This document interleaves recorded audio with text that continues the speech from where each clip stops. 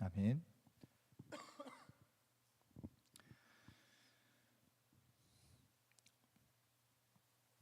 네, 안녕하십니까? 저희 오늘도 이 제자훈련 시간을 통해서 함께 하나님의 말씀을 살펴보려고 합니다. 저희가 이번 기회 동안에 예언의 빛 성경 속 미래를 읽다, 예언의 빛 성경 속 미래를 읽다라고 하는 제목으로 함께 어메이징 팩트에서 나온 교재를 통하여 말씀을 묵상하고 연구하고 있습니다. 저희가 지난 시간에는 예수님의 희생과 거듭남 또 구원에 대한 주제를 함께 살펴보았었고요. 오늘은 제 6과 내용을 살펴볼 텐데 왕의 율법이라는 제목으로 하나님의 율법에 대한 내용을 함께 연구해 보고자 합니다. 제가 순서를 맡을 때는 항상 이제 제 패드를 가지고 함께 따라 쓰면서 이 과정들을 진행할 텐데요. 여러분들이 교재를 가지고 계시다면 그 빈칸을 같이 채워가면서 함께 따라와 주시면 더욱더 좋은 시간을 가질 수 있을 거라 생각이 듭니다.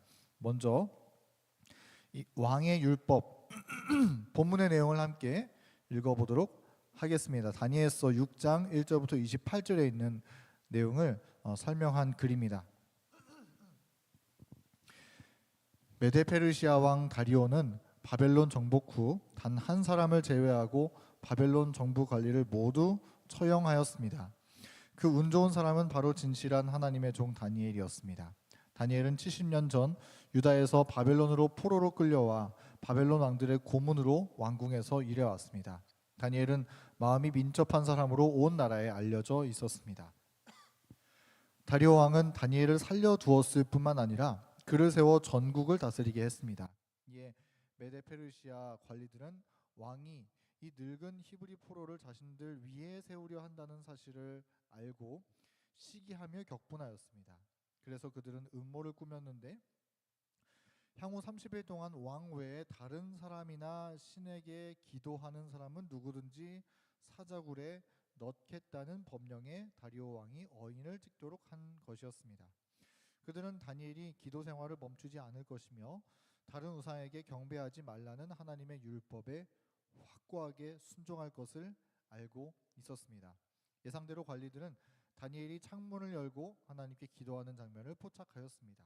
다리오 왕은 자신이 속임수에 넘어가 그의 나이 많은 친구를 사자굴에 넣게 만들었다는 것을 깨닫고 자신이 어인을 찍은 그 어리석은 법으로부터 다니엘을 구해내려고 갖은 노력을 다했으나 법을 변경할 수 없었습니다.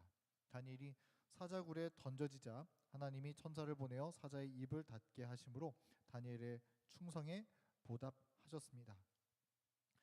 예언은 마지막 시대에 하나님의 백성이 어떤 왕을 선택하고 어떤 법에 순종할 것인지 다니엘과 유사한 결정을 내려야 할 것이라고 말합니다. 자, 우리가 이 다니엘서 6장에 나와 있는 내용들을 쭉 읽어보았습니다. 우리가 이 말씀을 이 내용을 우리가 살펴볼 때 여기에는 두 가지 법이 나타난다고 볼 수 있습니다. 첫 번째 법은 무엇일까요? 첫 번째 법은 다니엘을 시기하여서 모의하고 죽이기 위해서 법을 세웠었던 사람들의 행적 가운데 나타나 있습니다. 여기에 보면은 30일 동안 왕 외에 다른 사람이나 신에게 기도하는 사람은 누구든지 사자굴에 넣겠다는 법령, 이게 첫 번째 법령입니다. 사람들은 이 법을 활용해서 이 다니엘을 해하고자 했습니다. 그런데 우리가 읽은 이 내용에 이 사람들이 세운 법 외에도 또 다른 법 한 가지가 나옵니다. 그것은 무엇이냐면 다니엘이 순종했었던 법인데 그것은 하나님의 율법이었습니다. 다니엘은 어떤 법에 순종했느냐면은 다른 우상에게 경배하지 말라는 하나님의 율법에 확고하게 순종했습니다. 자, 이게 두 가지의 법이 나오죠. 첫 번째로 사람들은 이 첫 번째 법, 페르시아 다리오법에 의존하여서 다니엘을 해하고자 하였었고, 그러나 다니엘은 이 두 번째 법, 다리오의 법이 그렇게 찍힌 줄을 알고 있었음에도 불구하고, 그럼에도 불구하고 하나님의 법에 온전히 순종하여서 사자굴까지도 들어갔었던 이야기를 우리가 살펴보았습니다. 보게 되었습니다. 이 세상에도 법이 있습니다. 우리는 어느 법에 순종할 것인지를 선택해야 한다라고 메시지를 전해주고 있는데요. 이 두 가지 법 가운데 공통점이 있습니다. 어떤 공통점이 있을까요? 공통점을 우리가 여기 안에서 찾자면 한 가지 공통점을 찾을 수 있는데, 그것은 이 법은 변경될 수 없다라고 하는 법인 것입니다. 이 다리오 왕이 세웠었던 법도 변경할 수 없었습니다. 심지어는 그 법의 어인을 찍은 다리오 왕조차도 이 법을 변경할 수가 없었다라고 이 내용은 이야기를 하고 있습니다. 그리고 이와 마찬가지로 하나님의 법도 또한 변경될 수 없는 것이었습니다. 다니엘은 그 변경할 수 없고 창세 전부터 지금까지 여전히 유효하게 이어져 내려오는 하나님의 품성의 사본과 같은 주님의 율법에 온전히 순종하고자 하였던 것입니다. 심지어는 그의 목숨이 위태로운 상황일지라도 말이죠. 자, 오늘은 이러한 하나님의 율법을 살펴보려고 합니다. 사람들은 많이 이야기합니다. 하나님의 율법은 십자가 때에 폐지되었다. 그러므로 주님의 율법은 이제는 더 이상 지킬 필요가 없는 구약 시대의 전유물일 뿐이다. 근데 그것이 사실일까요? 그렇지 않죠. 우리가 성경을 살펴볼 때 하나님의 율법은 여전히 유효하며 하나님의 십계명은 오늘날 우리의 양심 가운데, 우리의 삶 가운데 여전히 영향을 미치고 여전히 마땅히 순종해야 하는 하나님의 율법임을 성경은 분명히 말씀하고 있습니다. 이것이 꼭 우리만이 지켜야 되는 율법이 아니라 온 하늘이 지켜야 되는 우주의 법칙임을 말씀하고 있는 것입니다. 오늘은 왕의 율법, 하나님의 율법에 대한 주제를 함께 한 문제씩 풀어보면서 내용을 공부해 보도록 하겠습니다. 자, 이제 빈칸을 채워 나갈 텐데요. 먼저 질문을 읽고 빈칸을 채워 나가면서 그 내용들을 함께 살펴보도록 하겠습니다. 자, 첫 번째입니다.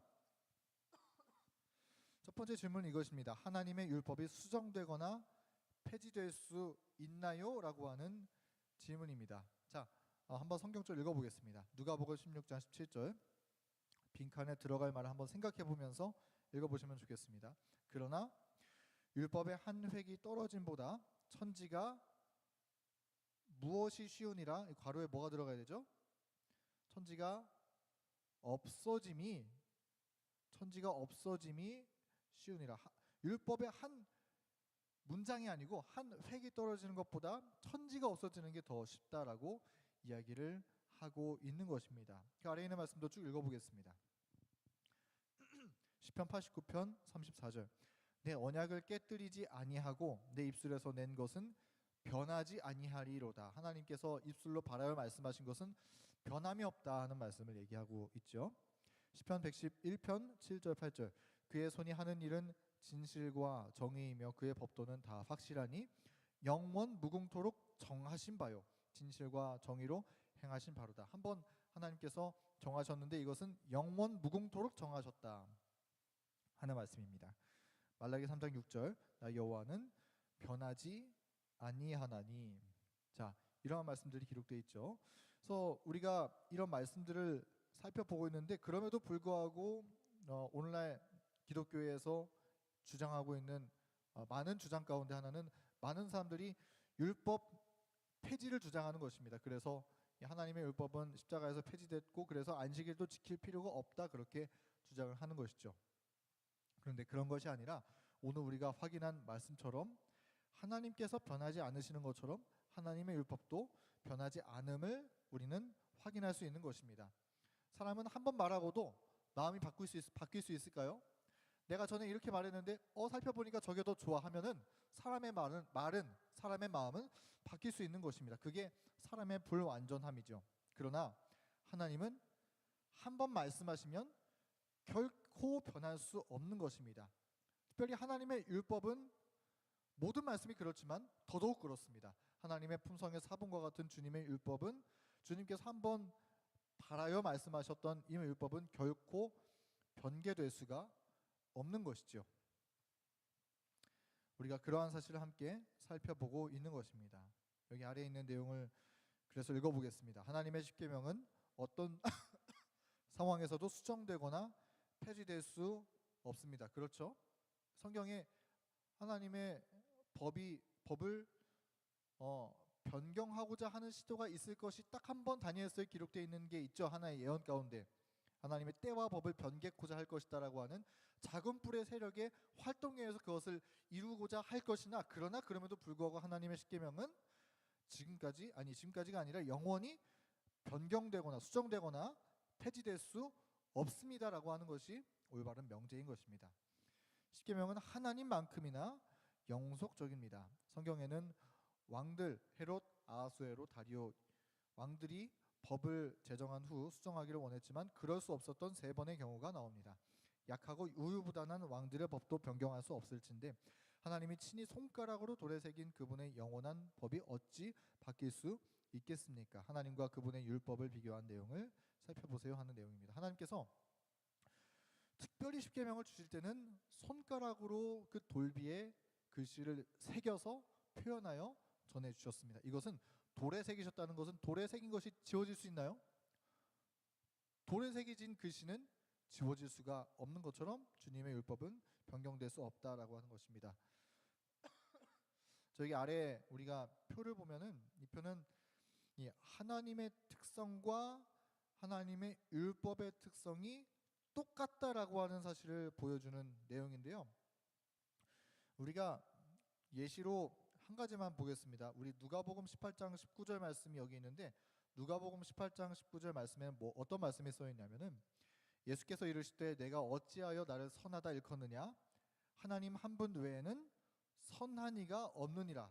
자, 그래서 이 말씀은 하나님의 성품에 대해서 표현하기를 하나님 한 분 외에는 선한 이가 없느니라, 주님의 선함에 대해서 표현하고 있는데 로마서 7장 12절 말씀에는 하나님의 율법의 특성에 대해 설명하면서 이렇게 말합니다. 이로 보건대 율법은 거룩하고 계명도 거룩하고 의로우며 선하도다 이렇게 얘기하고 있어요. 그래서 이것도 똑같이 하나님의 율법은 선하다 얘기하고 있습니다.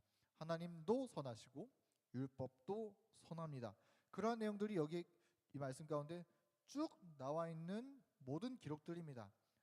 하나님의 선하신 것처럼 율법도 선하고 하나님께서 거룩하신 것처럼 율법도 거룩하고 또 마지막에 하나님께서 영원하신 것처럼 주님의 율법도 변함없이 영원하다 하는 이 성경의 기록들을 살펴볼 때 율법은 하나님의 속성, 하나님의 특성들을 그대로 반영하고 있는 주님의 품성의 사본이다 하는 것을 알 수 있습니다. 설명을 읽어보면 그런 내용이 써 있습니다.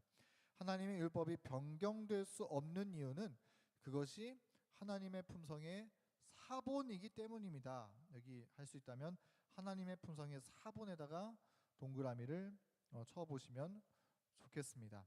하나님을 묘사하는 성경의 영광스러운 단어들이 그분의 율법을 묘사하는 데도 사용되었습니다. 하나님의 율법은 글로 된 하나님의 성품입니다. 하나님이 불변하신 것처럼 하나님의 율법도 변경될 수 없습니다. 네, 우리 율법의 성질에 대해서 여러분 아시겠죠? 하나님께서 그러하신 것처럼 율법도 그러하다. 하나님의 품성의 사본이다. 이렇게 정리를 하실 수 있겠습니다. 자, 두 번째 내용을 보겠습니다. 우리 이 내용들을 쭉 보면서 율법의 역할에 대해서 한번 조금 생각해 볼 수 있으면 좋을 것 같습니다. 자, 질문은 이것입니다. 성경에 따르면 죄란 무엇인가요? 죄란 무엇인가요? 요한일서 3장 4절 말씀에 이렇게 써 있습니다. 죄를 짓는 자마다 불법을 행하나니 죄는 어떤 단어가 들어가야 되죠? 불법이니라 이렇게 쓰면 되겠습니다. 죄는 불법이라. 네, 불법이라. 다시 말해서 하나님의 말씀에 순종하지 않는 것이다. 불순종하는 것이다. 이렇게 볼 수가 있습니다. 자, 로마서 3장 20절 말씀은 율법으로는 죄를 깨달음이라 이렇게 쓰여져 있는 것을 볼 수가 있습니다. 자, 그래서 이러한 이 정의에 따라서 만약에 죄의 정의는 무엇이라고 그랬죠? 죄는 불법이라고 그랬습니다. 화이트보이는 죄에 대한 유일한 정의는 죄는 불법이다라고 재차 연애식 가운데 강조를 한 바가 있죠. 그러면 이러한 명제를 우리가 기준으로 두고 만약에 율법을 알지 못한다면 어떻게 될까요? 율법을 알지 못한다면 율법을 알지 못한다면 뭐 그게 죄가 아니다 이럴 수는 없습니다. 왜냐하면 우리의 양심이 이미 율법이 된다라고 하는 말씀도 포함되어 있기 때문에. 근데 율법을 알지 못한다면 나타나는 문제는 뭐냐면은 내가 죄를 짓고 있는 줄을 알지 못해요. 내가 죄인이라는 신분에 있는 줄을 알지 못한다는 것입니다. 율법은 우리로 하여금 죄를 깨닫게 함이라, 로마서 3장 20절 말씀처럼 그러한 역할을 하고 있는 것입니다. 그래서 율법은 죄를 깨닫게 하는 거울과 같은 역할을 하고 있는 거예요. 근데 이게 뭐가 그렇게 중요하냐? 율법이 있어야 율법을 알아야 우리가 율법을 바라볼 때 우리가 죄인이라는 것을 비로소 깨닫게 되고, 그래야 우리를 죄에서 구원하시는 분이 필요하다는 사실을 찾게 되겠죠. 그래서 하나님의 율법은 우리가 죄인이라는 사실을 깨닫게 해줌으로써 우리를 죄에서 구원하시는 유일하신 분 예수 그리스도가 우리에게 필요하다는 것을 우리로 하여금 깨닫게 해주고 예수님에게로 나아가게 하는 그러한 역할을 하고 있음을 우리는 기억할 필요가 있는 것입니다. 우리 설명 부분을 한번 읽어보겠습니다.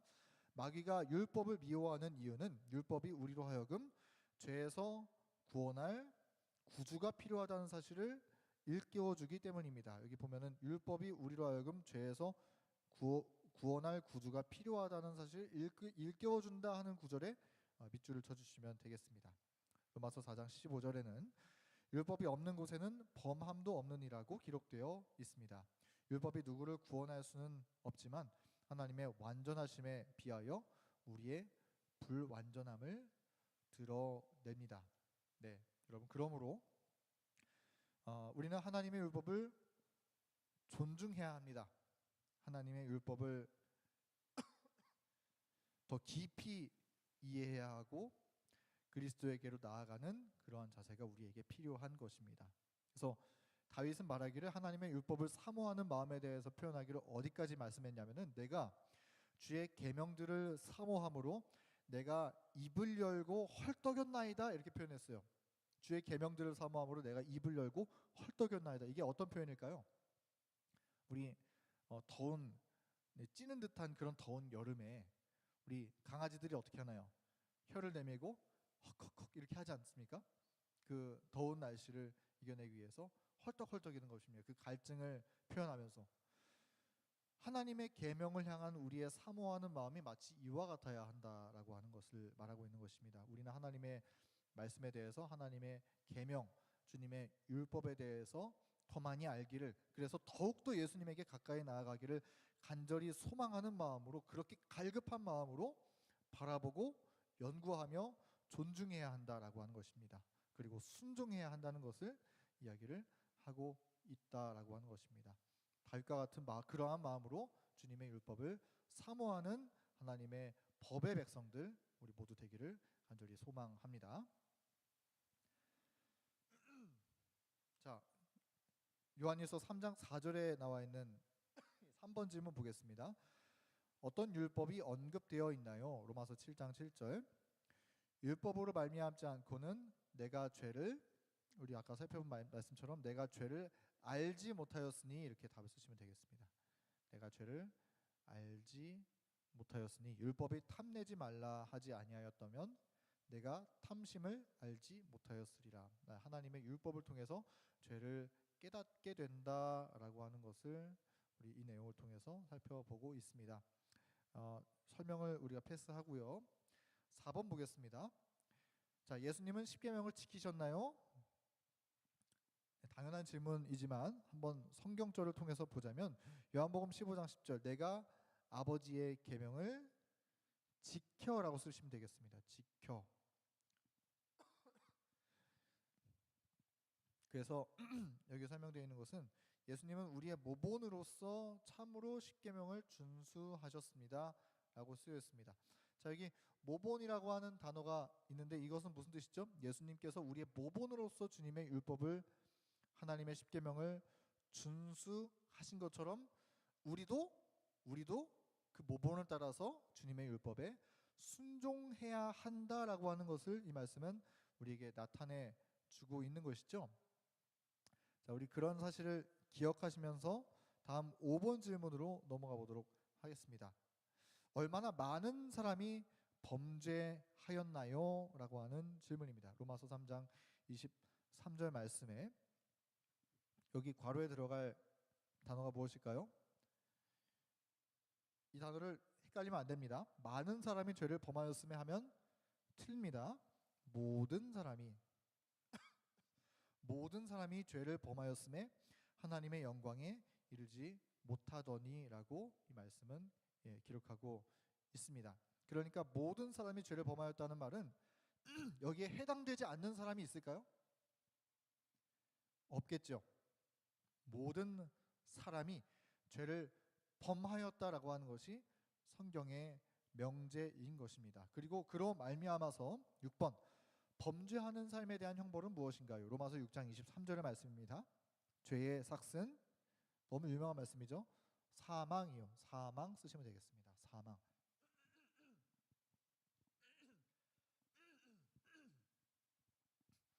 여기서 말하고 있는 사망은 무엇인가요? 이 사망은 수명이 다해서 죽는 사망이 아니라 둘째 사망을 의미하는 것입니다. 그러므로 모든 죄인은 이 둘째 사망이라고 하는 정죄 안에, 그 사망이라는 판결 안에 있다라고 하는 것이요. 그러므로 이 말씀은 무엇을 의미합니까? 이 땅에 태어난 모든 사람은 사망이라고 하는 판결 가운데, 죄 가운데 살아가는데, 그러한 죄인들에게 무엇이 필요하다는 거예요? 이 사망에서 구속하여 줄, 이 죄에서 건져내어 줄 예수 그리스도, 우리의 구원자 되신 예수 그리스도가 필요하다는 것입니다. 여기에 지구상에 80억 그리고 모든 인류의 시작부터 끝까지 되는 아담의 후손들 가운데 속한 모든 이들에게 열애가 없는 거예요. 모든 사람이 죄를 범하였으며 하나님의 영광에 이르지 못하더니, 그리고 죄의 삭은 사망이라고 하는 명제 아래 모든 사람에게 예수 그리스도가 필요하다라고 하는 사실을 전해주고 있는 것입니다. 설명 보겠습니다. 하나님의 율법이 변경 가능한 것이었다면 예수님이 십자가에서 돌아가실 필요가 없었을 것입니다. 예수님이 죗값을 치르고 죽으신 사실은 하나님의 율법이 변경될 수 없음을 보여주는 증거입니다. 여기 중요한 말씀이 하나 또 나오게 되는데요. 하나님의 율법이 변경 가능한 것이었다면 예수님이 십자가에서 돌아가실 필요가 없었을 것이다 라고 얘기하고 있습니다. 이게 무슨 말일까요? 만약에 어떤 사람이 죄를 지었는데도 불구하고 하늘에 갈 수 있다면, 예수님 없이 어떤 사람이 죄를 지었는데도 불구하고 예를 들어서 천사가 보기에 이 사람 참 괜찮은 사람이라서 저 마음에 듭니다, 하늘을 데려가게 해주세요. 그래서 죄를 짓고 그 죄 가운데 살아감에도 불구하고 그냥 하늘에 들어갈 수 있다면, 그것은 무엇이냐면 그렇게 율법이 변경될 필요가 있음을 말하고 있는데, 만약에 그럴 수 있다면 예수님이 십자가에 죽으실 이유도 없었을 것이다 라고 말씀하고 있다라고 하는 것입니다. 그렇죠? 만약에 이 죄의 삭은 사망이요라고 하는 명제가 바뀔 수 있다면, 그래서 여기에 예외가 생길 수 있다면 예수님도 십자가에 달려 죽으실 필요가 없다는 거예요. 왜요? 예수님은 죄의 삭은, 죄의 값은 사망이다라고 하는 이 값을 치르기 위해서 예수님께서 어떻게 하셨어요?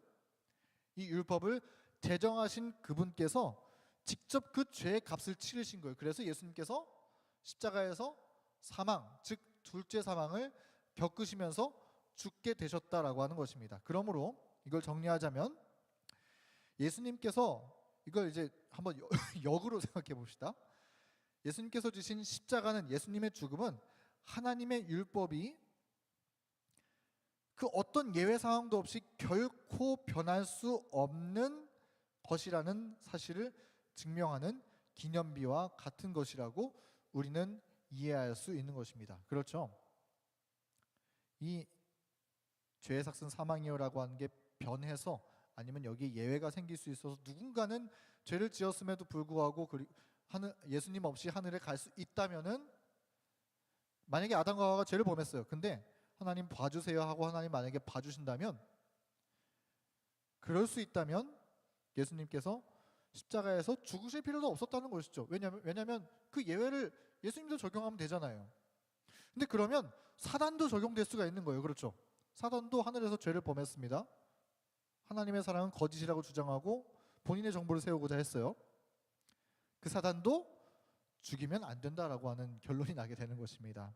그래서 온 우주에는 죄가 영원히 남게 될 것이고 끊임없이 이 선과 악의 투쟁과 합쳐질 수 없는 불화와 비조화스러운 모습, 이 불협화음의 모습이 끊임없이 이어지게 되는 어수선하고 혼란스러운 상황이 영원토록 지속된다.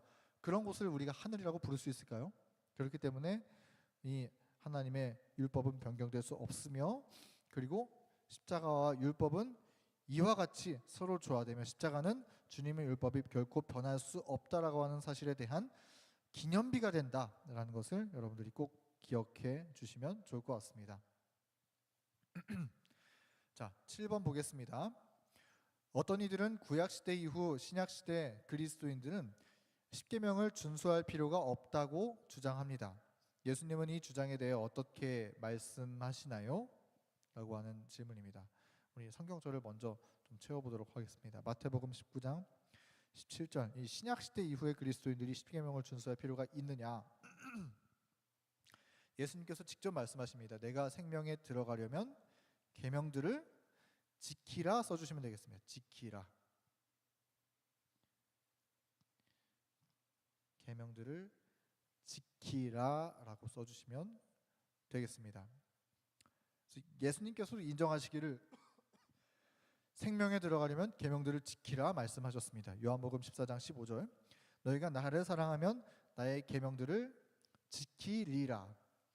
또 계시록 22장 14절. 그 두루마기를 빠는 자들은 복이 있으니라고 이렇게만 써 있는데, 자, 이 말씀을 우리가 킹 제임스 성경에서 읽어보면 뭐라고 써 있냐면은 keep his commandment. 급하게 써서 좀 잘못 썼는데 keep his commandment라고 써 있습니다. 그 두루마기를 빠는 자는 복이 있나니, 이거를 번역하자면은 하나님의 계명들을 지키는 자들은 복이 있나니라고 써 있는 거예요. 계시록 22장 14절에 그렇게 쓰여 있습니다. 계시록 14장 12절. 성도들의 인내가 여기 있나니, 하나님께 구원받는 성도들, 새 천사의 기별을 선포한 성도들, 살아서 주님을 만나는 14만 4천에 속한 이 성도들의 특징 가운데 하나는 그들은 하나님의 계명과 예수에 대한 믿음을 지키는 자니라. 그래서 이 마지막 때까지 끝까지 신약 시대에도 여전히 하나님의 계명을 지키는 성도들이 구원을 받을 것이다 라는 것을 말씀하고 있는 것이죠. 하나님의 계명은 그러므로 결코 변경되지 않을 것이며 모든 시대마다, 그리고 모든 피조물이 마땅히 지켜야 되는 하나님의 율법이요 하늘의 법칙이요 하나님의 품성이라는 사실을 우리가 알 수 있는 것입니다. 우리 설명 부분을 좀 보겠습니다. 신약은 하나님의 백성이 그분의 계명을 준수할 것을 분명히 가르칩니다. 많은 사람이 더 이상 하나님의 계명을 지키는 것이 중요하지 않다고 생각하기 때문에 오늘날 이 세상이 큰 어려움에 처해 있음을 우리가 모두 알고 있습니다. 네, 계명을 지킬 필요가 없다라고 하는 것이 우리가 살고 있는 이 세상에 큰 어려움을 가져왔다라는 것을 얘기해주고 있습니다. 그 뒤에 이렇게 얘기합니다. 성경은 이 시대를 다음과 같이 표현합니다. 그들이 주의 율법을 폐하여 싸우니 지금은 여호와께서 일하실 때니이다. 그렇죠? 여호와께서 일하실 때니이다. 지금은 하나님이 일하실 때입니다. 그러면 우리는 어떻게 해야 될까요? 그렇게 일하시는 하나님의 일에, 하나님의 율법을 회복해 하시는 주님의 일에 우리는 참여하여야 하는 것입니다. 그것이 하나님께서 일하시는 방법입니다. 하나님께서 스스로 그 모든 것들을 하시는 것이 아니라 반드시 주님은 우리를 통하여서, 당신의 백성을 통하여서 하나님의 율법을 회복하시는 일을 하고, 우리의 품성과 우리의 삶의 증거를 통해서 주님의 율법이 여전히 유효하다는 사실을 온 만방에 알리고자 하신다는 사실을 여러분 기억하시기 바랍니다. 마치 어, 그 옛날에 다니엘처럼 하나님의 율법을 지키고 하나님의 율법은 여전히 유효하며 심지어 풀무불에 들어가는 일보다도 더욱더 귀중하고 소중하다라고 하는 그 일을 우리가 증거한다면 하나님의 일에 우리도 참여하는 것이고 율법을 회복해 하고자 하시는 하나님의 그 일이 계속해서 이어나가서 온 땅끝까지 미치게 될 수 있을 것이라 생각이 됩니다. 자, 8번 질문 보겠습니다. 십계명 준수는 어떻게 가능한가요? 우리 다 외우는 말씀입니다. 빌립보서 4장 13절. 내게 능력 쓰시고요.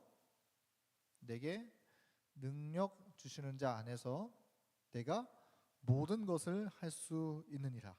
로마서 8장 3절 4절.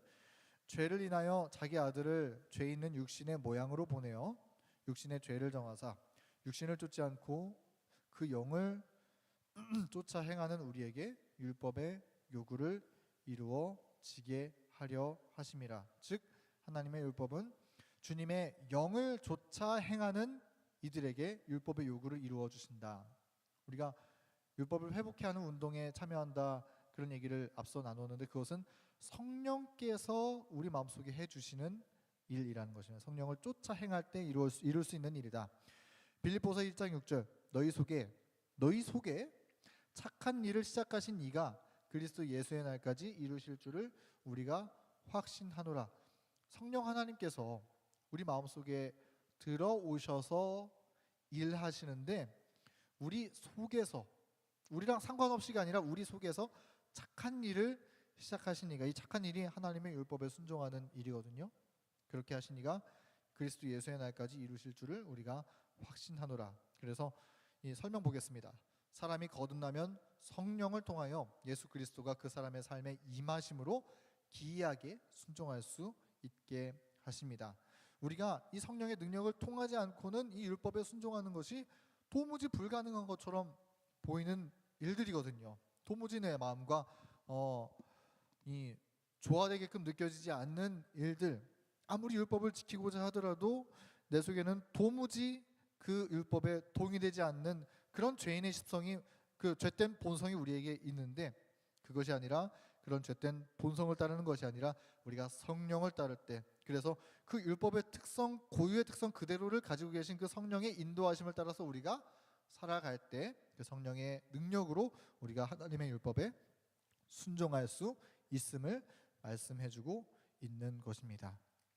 자, 이런 말씀을 기억하시고 우리가 성령 하나님의 능력에 힘입어서 주님의 율법에 날마다 한 걸음 한 걸음 순종할 수 있으면 좋겠습니다. 우리 다음 보겠습니다. 조금 넘어가서 9번, 10번, 또 11번 패스하고요. 12번부터 끝까지 한번 보도록 하겠습니다. 12번. 자, 12번에 이렇게 질문이 있습니다. 율법을 지킴으로 구원받을 수 있나요? 에베소서 2장 8절 9절 말씀. 이것은 율법을 지키는 것이 구원의 수단이 될 수 있느냐라고 하는 질문인데요. 성경은 이렇게 대답합니다. 너희가 그 은혜를 인하여, 답에 은혜라고 써주시면 되겠습니다. 너희가 그 은혜를 인하여 믿음으로 말미암아 구원을 받았나니 이것은 너희에게서 난 것이 아니요 하나님의 선물이라. 행위에서 난 것이 아니니 이는 누구든지 자랑하지 못하게 함이라 라고 이렇게 쓰여져 있습니다. 자, 우리 이 내용을 보면서 구원을 뭘로 받는다고 말씀하고 있죠? 구원은 율법으로 받는 것이 아닙니다. 율법을 지키는 우리 인간의 행위를 통해서 구원받는 것이 아니라고 했습니다. 이 에베소서 2장 8절 9절의 성경 말씀은 이 구원은 은혜를 인하여 믿음으로 말미암아 구원을 받았다라고 이야기를 하고 있는 것입니다. 우리가 구원받는 것은 철저하게 하나님의 은혜로서 받는 것이지 율법을 지킴으로써 받는 것이 아닙니다.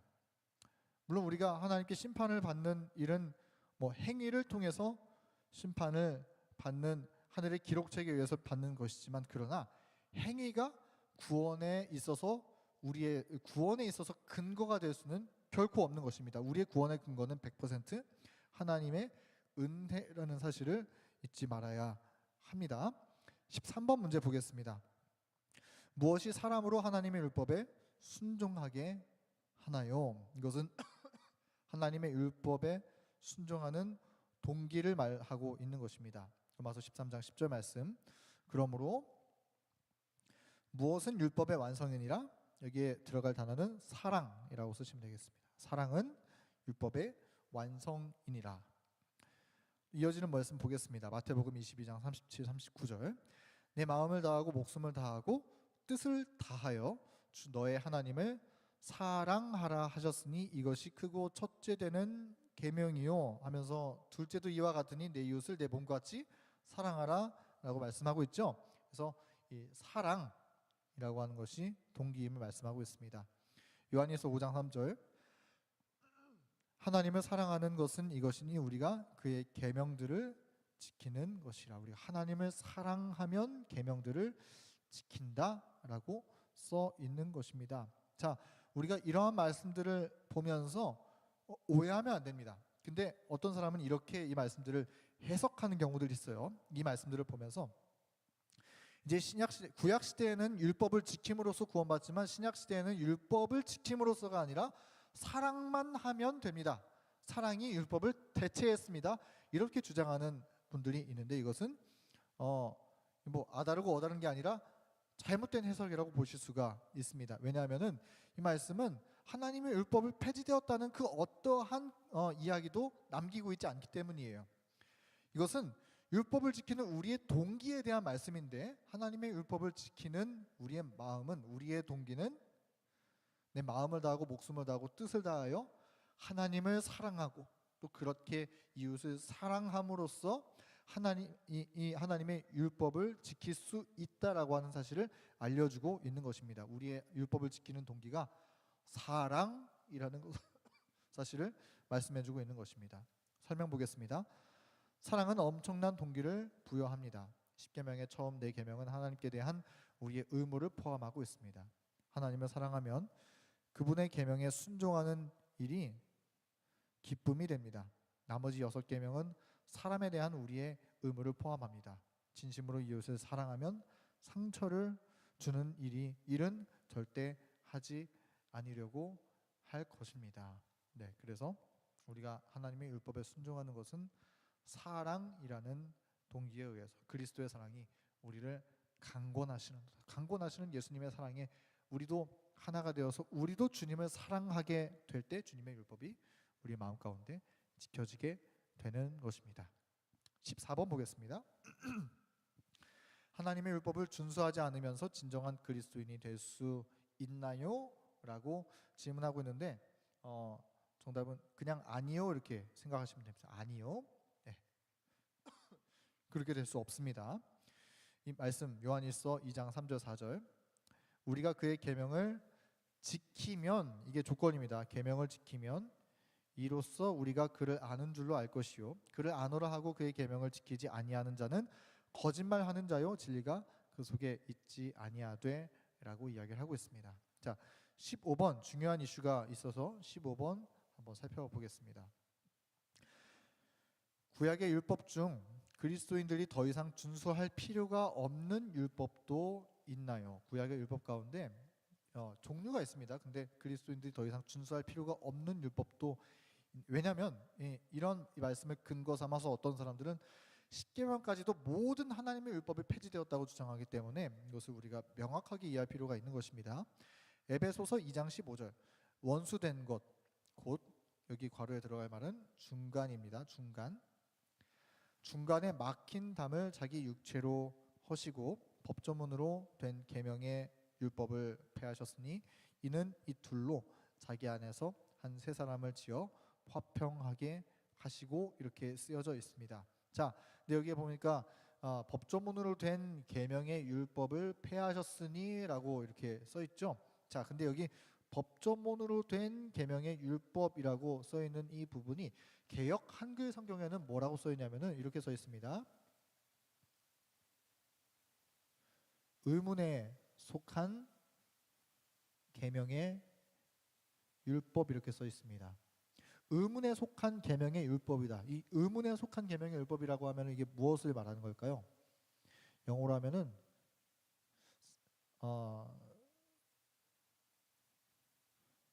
이것은 ceremonial law라고 합니다. ceremonial law. 이것은 소위 말해서 뭘 가리키냐면은 예식을 위한 법이라고 생각할 수 있습니다. 예식을 위한 법. 이 구약 시대에 예식을 위해서 주어졌던 법들이 있죠. 성소를 어떻게 지어라. 그 성소에서 제사를 어떻게 드려라. 화목제를 드릴 때는 이렇게 속죄제를 드릴 때는 이렇게 해서 제사법에 대한 그런 규례가 있었고, 그다음에 제사장들은 어떤 옷을 입고 성소 안에 들어가서 어떻게 행하라라고 하는 제사장을 위한 법이 있었습니다. 그다음에 이스라엘 백성들이 지키는 이스라엘의 민법이 있었습니다.